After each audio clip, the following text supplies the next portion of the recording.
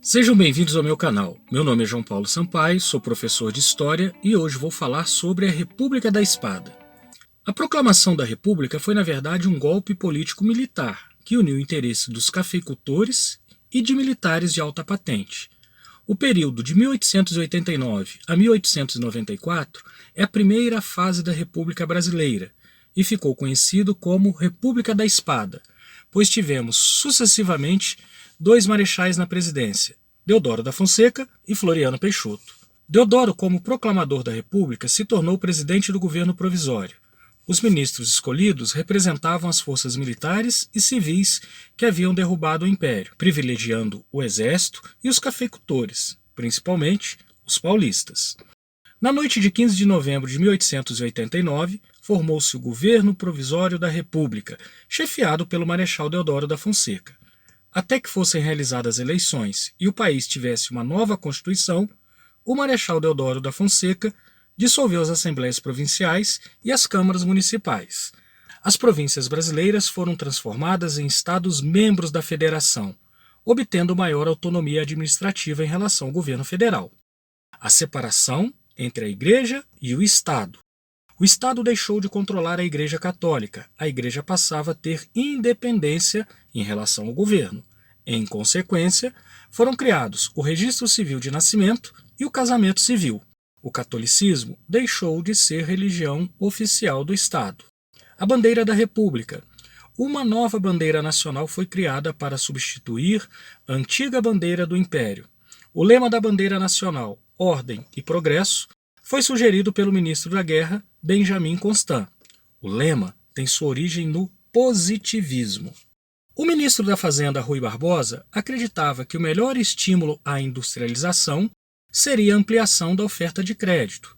Para isso, era preciso dinheiro, e o ministro começou uma política de emissão de papel moeda.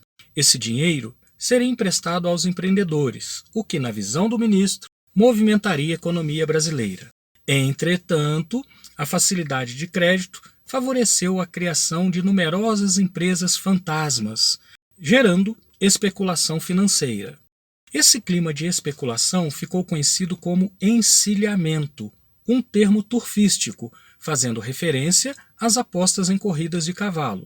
A política econômica de Rui Barbosa provocou o aumento da inflação, consequência da circulação de dinheiro em volume muito superior ao da produção e da circulação de bens. A crise econômica no país permaneceu durante todo o período da República da Espada. No dia 24 de fevereiro de 1891, foi promulgada a primeira Constituição Republicana, cujos dispositivos fundamentais consistiam de: o Brasil transformou-se numa república federativa, adotando como sistema de governo o presidencialismo. Divisão de poderes, instituição dos poderes executivo, legislativo e judiciário, que deveriam atuar de modo harmônico e independente entre si. Voto. O direito de voto foi garantido aos brasileiros maiores de 21 anos, excetuando-se analfabetos, mendigos, soldados e religiosos sujeitos à obediência eclesiástica. As mulheres também não tinham direito ao voto. O voto era aberto, isto é, o eleitor era obrigado a revelar publicamente o candidato em quem votou. Eleições diretas para todos os níveis: presidente do país, presidentes dos estados, deputados e senadores. Excepcionalmente, a primeira eleição para presidente e vice-presidente da República seria indireta. Após a promulgação da Constituição, os congressistas escolheram um novo presidente do país. O Marechal Deodoro da Fonseca foi eleito presidente da República e o vice-presidente escolhido foi o Marechal Floriano Peixoto. O governo constitucional de Deodoro.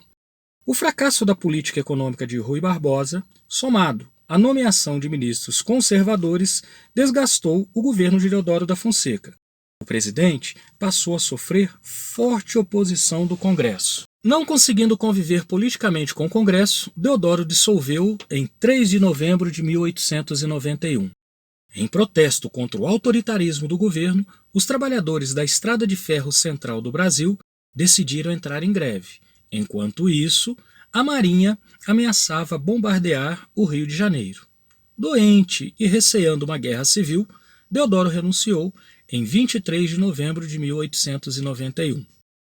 Com a renúncia de Deodoro da Fonseca, o vice-presidente Floriano Peixoto assumiu a presidência do país. Para conseguir apoio popular, ele determinou a redução dos preços dos aluguéis e instituiu o controle dos preços dos gêneros de primeira necessidade. Floriano enfrentou 2 levantes, a Revolta da Armada e a Revolução Federalista. A Revolta da Armada.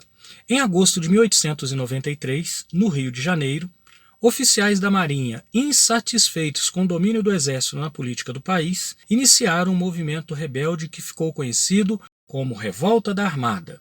Oficiais da Marinha dominaram os navios de guerra e bombardearam a capital da República. Os revoltosos não conseguiram apoio e, assim, o governo reprimiu a revolta. A Revolução Federalista. Entre 1893 e 1895, o Rio Grande do Sul foi cenário de combates da Revolução Federalista.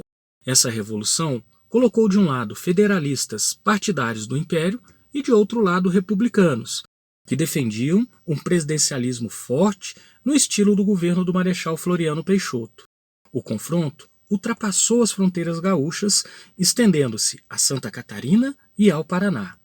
O governo foi implacável à repressão aos revoltosos. A dupla rebelião da Armada e Federalista foi esmagada com energia. O rigor de Floriano Peixoto na repressão aos 2 movimentos valeu-lhe o apelido de Marechal de Ferro. Floriano, contra a vontade de seus partidários, que queriam sua permanência no poder, entregou o governo ao presidente eleito Prudente de Moraes, membro da oligarquia cafeeira paulista.